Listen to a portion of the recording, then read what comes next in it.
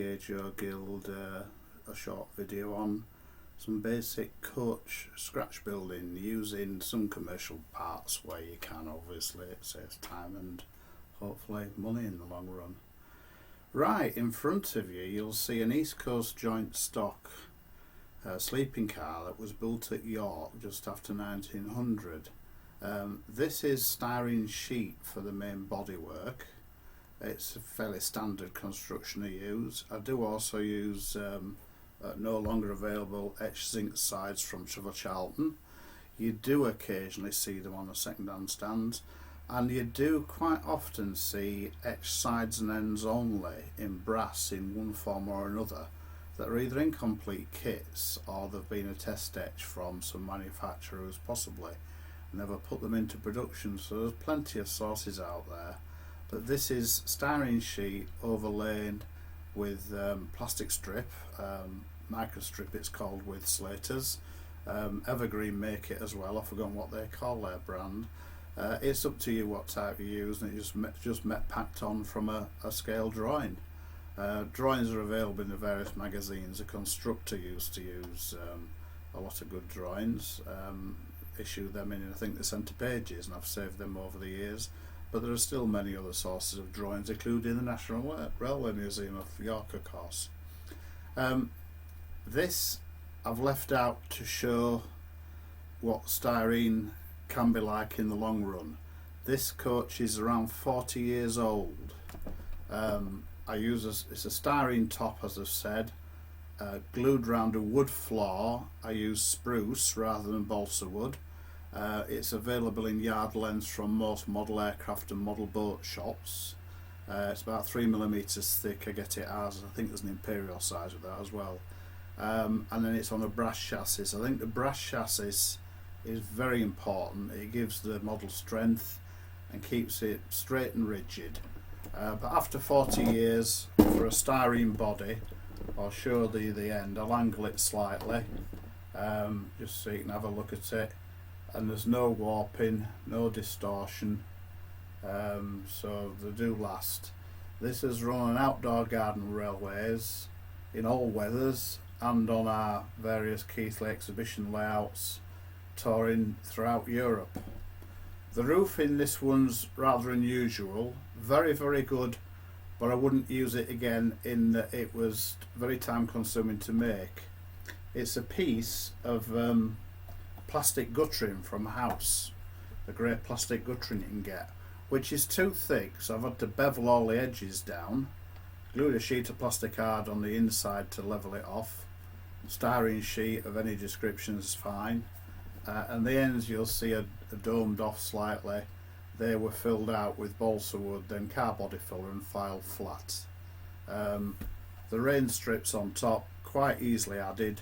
You can buy torpedo vents anywhere, but rain strips are plastic strip again.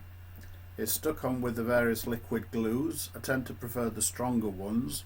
Plasticwell's one make, but Airfix do a nice stronger make as well, because it just adheres better, because you're not sticking the plastic strip onto plastic. In this case you're sticking it onto a very fine linen, which represents what the real thing was covered with, of course, in the tarpaulin days, and then painted over with the various lead paints they had. The torpedo vents, various makes for them. Slaters do some nice ones, ABS, various other makes. DNS do some as well, I believe. I'm sure Jim at Connoisseur sells them as well. So that clips on. You can see the interior, obviously a sleeping car, so slightly unusual layout. Inside, corridor down the outside, you can see the beds with nice clean white pillows. In them days it was one bunk, being first class anyway, rather than the two bunks that you quite often see now, or even four bunks in some of them now. And that's all basically made in card. I call it shellac card, but we don't use shellac anymore. That was for insulating electric motors in construction, in the real thing. I use a stain varnish painted over a neutral colour card, and that creates quite a nice wood grain effect, similar to what we have on the outside of this teak coach. That's the white styrene sheet, obviously, originally. I give it a spray with a sandy colour, and then it's painted with a flat paintbrush, a nice flat paintbrush, 3, 4, maybe 5mm wide at the most. Then you can grain the various bits in the right direction for the cross bottom panels, and obviously vertical for the upper panels. So that works quite well. As it goes off and becomes slightly tacky, you can work it to introduce more grain, and then finally it's lined with a ball pen in this case, which is fairly common for all of them. What sort of coaches I use, whatever colours they are. Underneath it's a brass strip on each side. This is slightly unusual, being a bowspring girder. That's all cut and bent out of brass strip. Underneath with this one it's actually electric lit, so we've got some battery boxes, and on the side we've got the Westinghouse and vacuum dual brake, because it ran King's Cross up to Edinburgh, Aberdeen, across to Glasgow, so you'd need a dual braking for that, obviously. And all those parts are commercially available from various suppliers, although I have made them in the past. You'll see the centre is solid brass section, but quite often I've used scrap tin plate, because you just want to metal over the middle area to solder your bits of brake gear, battery boxes, gas cylinders, whatever onto. So you just need a flat area rather than a wood area. You'll see some little brass pips, they're the screw heads, because the chassis is screwed to the wood body, the underside, the wood floor, with just doll's house miniature wood screws. So I can unscrew the body and take it off, which I'll show you on some of the other construction coaches. And then in time, if required, you could do a complete repaint and change the livery at the same time. So here, as I say on a Blue Peter programme, we've got one I made earlier. I've not screwed it all together yet. There's a roof section. I'll hold it up a little closer so you can see some of the detail. Try that way, yeah. You can see a gas pipe feeding the gas to the centre gas lights, obviously. Torpedo ventilators each side, all commercially available. The gas pipe is actually a piece of BT, British Telecom, copper wire for telephone cables. Strip the plastic off, I stick it in the vise, give it a tug with some pliers gently to stretch it, and then it becomes nice straight rigid wire. It's much cheaper than buying lengths of brass wire, and quite often the brass or nickel silver wire you buy from the commercial suppliers aren't long enough for many of the coaches. There is a rain gutter on this one either side, and that again is the styrene strip stuck on with a stronger liquid glue, such as Plasti Weld or Airfix do a nice poly glue as well, which is very similar. The white metal fittings are stuck on underneath with super glue, no problem there. And then the aluminium roof is rolled using the wife's rolling pin when she's out, of course. Quite easy to do. And if you're rolling a roof to whatever format, by using aluminium, when you roll it, it stays. It won't try and flip back and go straight, as a lot of the brass roofs in kits will do. If you anneal brass, of course, when you roll it, it will stay. It won't become springy anymore. It will stay, but obviously not everybody wants to anneal or knows how to anneal. Plus, of course, buying brass sheet to scratch build a coach can prove costly. This aluminium, I can get a sheet around A1 size from any plumbers merchants for about £5, and that'll do you around a dozen coaches. I make them usually too long, as I'm usually rolling a few together, and I also make them too wide. There's a profile. So in the middle we've got a sort of low arc at the moment, but either side I've put a score line. It's only scored with a Stanley knife before we cut it on the edge, of course. So I've gone around a centimetre over either side, and that's to help with the edges, because then when you've rolled it and got the profile you want by trying it on the coach and so on, when you do roll, you're normally getting an ellipse, not a perfect curve. So on the ellipse, it's a lesser radii at each end, so it's quite easy to just give it a little bend and break it off. There you are. So I'll just peel that back, and there's a plastic film on the back of this which you can peel off as well. But yeah, it's cheap and easy. You can get a lot of bits out of it. Give it a good rough surface then with some very coarse sandpaper, because then the little scratches in the aluminium will help the plastic strip stick, and of course it will help the paint stick when eventually you spray it. So moving down the coach, we've got a body, could be made of anything, it could be brass. This one's plastic sides that were chopped about to create a different diagram, or it could be plastic sides as we saw on the original coach, which had an overlay of microstrip being square beading, this one being curved beading. I've used the different sides. Or he could have bought a set of sides and ends or various bits for an etched brass coach, but we just make the sides and ends up out of whatever materials we can get to create the realism we need for our particular coach. So you can see underneath, before I've painted it, nice wood floor, around 3mm spruce. You can use balsa wood, but of course it's not as strong. We've got the interior. Let's just drop the interior walls out, because I've cut them but not glued them in yet. We can see the interior. Where there's plain panels, I've stuck a piece of card down. Could be plastic card, but I've used ordinary card, doesn't matter which. Across the centre there's a strip the full length of card to give it strength again down its full length, and then the interior wall you can drop in and glue to them centre partitions, and that then gives you space to drop your glazing in. And dropping the glazing in, I have a coach which I take round shows. It's made from bits of scrap, to be honest, of all descriptions, but that's got the interior wall made from card. I'll turn it so you can see the interior, hopefully, just in there, and it's just card painted with stained varnish to create a wood effect, but we just got the glazing, we drop down the gap there, and you can see there that brown paint is the drop light.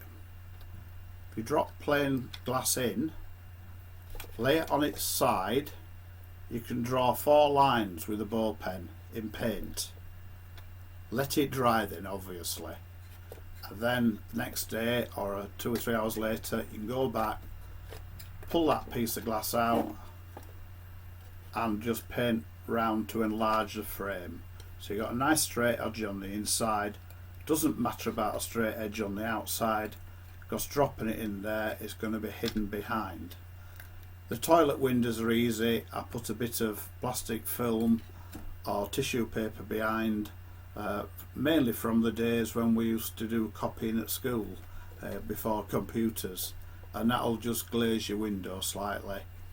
If you put the tissue paper down the front of the glass first, you can draw on it lightly in pencil, and then you can create an effect of a coach crest, or where the glass has been etched from whatever company it was, if you've got a reasonable picture of the prototype, to create lines on the grass, and then take the tissue out and drop it in behind, and then of course it's protected for when the model's running on the layout. So that's quite easily done, but a nice little effect. The chassis then, brass. You can see this, the middle's filled with various bits of scrap brass. If you get your various kits over the years, around the outside of the etch you usually get a strip of brass or nickel silver that is just scrap, and there's a length here. That's the sort of thing I would cut up and put a number of cross sections on. You can just stick a whole sheet of tinplate in if you want, keep it nice and cheap, but I've got this, so I've used it, and of course from there we can hang the gas tanks off. This being gas lit, there's a running out of bits then, so I've got some plastic tube with styrene ends on for the air cylinder, and then a Westinghouse, I think that's turned it, yeah, that's a turned plastic again for the Westinghouse brake cylinder. Bogies are quite easy. There's various makes in either resin or white metal. I prefer white metal because you've got weight down the bottom of your coach. Aids are running, no problems. Couple of strips of metal each end as cross members to take your bogies, and I stick a spring behind the nut and a couple of washers to gauge the height for the buffers, which you can do when it's done, and that creates a little wobble of course for the unevenness of any track, particularly on garden railways. But you can see the bolt there that it mounts on, and the washer there as well. So pull that up so you can see it a little easier. So pop a washer on of whatever width. I usually a large one end and a smaller one the other end. The smaller ones you can create side to side movement, but the larger ones will keep it level then on the track, but you'll still have your end to end movement that you would require on a garden railway. Pop your bogie on. I normally then pop a spring on and then the nut. So you've always got a little bit of spring in there to return it to the centre position at all times. Buffers, again, plenty commercially available. Always try and get a sprung buffer. Going around corners, you won't believe how much it aids things, and particularly if you're going to be pushing coaches or wagons, springing in your buffers I think is very important. Being coaching stock, it's got screw couplings, just commercially available. These I think are actually a Premier from memory, but there's many different makes, and the various Westinghouse and vacuum cylinders depending on what sort of coach it is. Again, there's many makes commercially available. Just solder them on. So all that, where you're going to get crashes and derailments and things, is metal. So it's good and strong, withstand the rigours of time. So brass strip for the sole bars, made into a T-section where we've got the footboard. A lot of the pre-grouping coaches of course had a lower footboard, so that's brass strip, usually from scrap etches to be honest, and brass rod for the truss. You can buy knuckles in white metal normally to solder in the middle if you wish, but quite often they're somewhere behind the lower footboard, so you wouldn't see them anyway. I tend to think if the train's flying past on the layout, the whole layout is what you're showing to the public, not one item. So if they can't see it, I don't tend to put it in. Obviously I put interior partitions in, which when I've painted it and sprayed it and lined it, I'll stick these interior walls in after they've been painted with teak varnish to create a wood effect. Stick them in, stick partitions in with the correct roof profile on the end of course, and then I can drop the glass in, paint the lines around for the drop lights, let that dry, pick them out one at a time to just broaden them up, drop them in again when that's dry, and then of course you can go putting your seats in. Again, plenty of commercially available makes of seating in strip plastic or wood, so take your pick depending on price. But if you use the plastic or wood, I promise you by the time you've got all the coach together you won't need any additional weight for running on bad track or anything. It's all done, and the item works out to be pretty well the right sort of weight ratio. You can certainly pull a dozen coaches or so behind a little 440 or similar 240 without any problems. That's exactly the same. This one's a Caledonian coach when it's painted. Obviously you may not know that now with it not being painted. They were brass sides and ends, solid windows, they hadn't been etched right through, so I just picked them up off the Guild second hand stand some years ago. Not a problem, you usually get them quite cheap, so certainly not a problem. The original sort of Charlton sides and X sides are like that, so they're completely solid. You can see where you've got to cut all the windows out and door windows. I drill a large hole through about 3/8, working up to that size from a smaller size obviously. And then you can buy a nibbler gun. Squire sell these, but many other companies sell them as well. So but you pop the end of it through the hole and nibble away. I'll just demonstrate here on the end because it's only scrap. But it cuts a perfect square, as you can see, without any problem. So once you've drilled your holes, it's quite easy to nibble away the metal around each window. So you won't perhaps want to do a full rake, but it's an easy way of getting cheap metal coach sides. If you see them, don't be put off by them. Of course, later on, a lot of manufacturers did start etching the windows out, and that's some sides for a London and South Western coach I'm going to do. And as you can see, the windows are already cut out anyway, so that's not a problem. So that'll be a nice colour change on the layout. Again, with this Caledonian one, you can see an aluminium roof bent, and then the edges bent off, microstrip stuck on either side for the curved rain strips, and then this one is electric lit, so it's got the centre pipe down, because a lot of the gas stuff, when it was first converted, they actually used a conduit on the roof to feed electricity to all the items. Standard wood chassis again. This one's been screwed down already, but you can see underneath the various brake cylinders and electric boxes soldered on. Bogie's the same sort of way, so that's ready for the spray shop. When it's sprayed, the interior walls are cut. This is going to have a corridor, so we've got the interior compartments to one side and toilets in, a nice open break end. The card's already there, spacing for the windows with some finer strips as well, such as there. So that will then create gap for the glazing. So that's basically how you do your main coaches, the standard Bogie coach that everybody loves. This is another one similar to that first one. This one's only around 30 years old. It's an East Coast joint stock full brake. You see them in nearly all the photographs of pre-grouping photographs of trains on that line. Styrene sheet for the body with microstrip, sprayed sandy coloured, and then teaked by using stain varnish, and worked with the various grains to point in the different directions, and then lined with a bow pin after that in red and gold down the middle. Brass chassis underneath, again for the sole bars and things.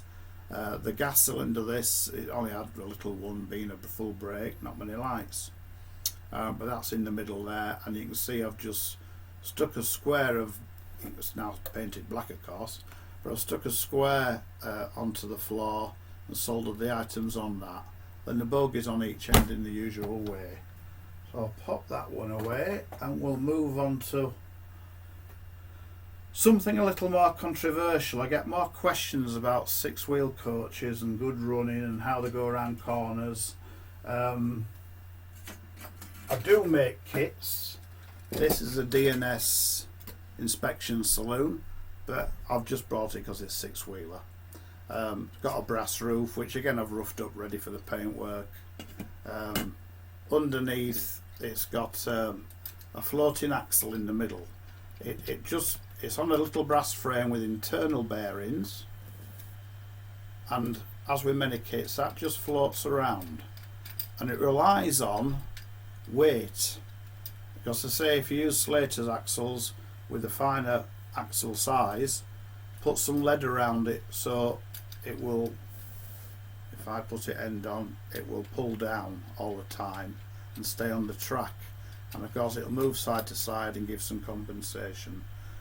There's one end fixed to keep the coach upright, and the other end has a slight wobble, which you should be able to see there. So that's unpainted.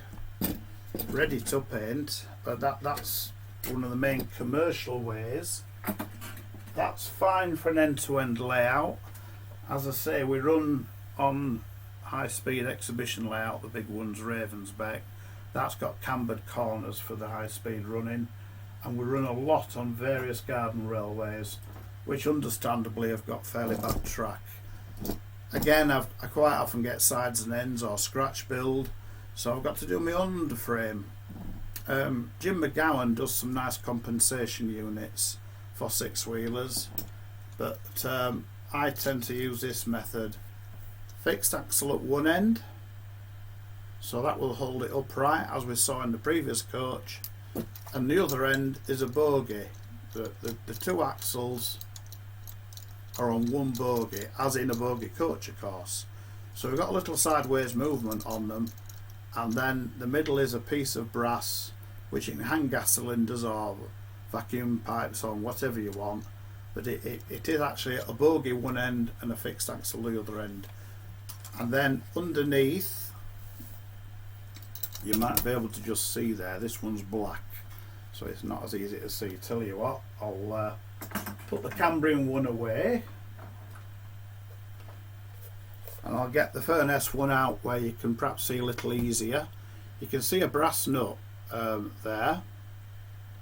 Sorry, it's this end, isn't it? Yeah, back to front. See a brass nut there, and that's the centre of that bogie. So you can see the centre wheel and the end one move as a bogie. Now, if I do that, there's a washer behind the bogie, so it will do rocking like that. But I use a small washer. It's a 6BA nut, so I use a 6BA washer. If I turn it to the other end, you'll see it a little better. But it will also go side to side, and that helps with unevenness on track, on garden railways in particular, and the cambers on the layout. And I've found that absolutely fail safe. Don't overcompensate anything, because then you can get it taking a dive in the track. Usual thing, microstrip on the roof or plastic styrene strip of similar make on the roof, met packed on after you've roughed the roof up. So that's the Furnace covered. Not that they were unique with six-wheel coaches. But if I move on to an even older coach, this is certainly plastic sheet again. This is certainly over 40 years old that I made. One of my first attempts when I was going O-gauge, you start with the light railway. I like this because it was part clear story. That's the saloon part, the first class part. The servants were in the non-clear story at the end there. Toilet and kitchen in the middle so they could serve the well-to-dos. This is glazed with not plastic clear sheet, it's glazed with real glass.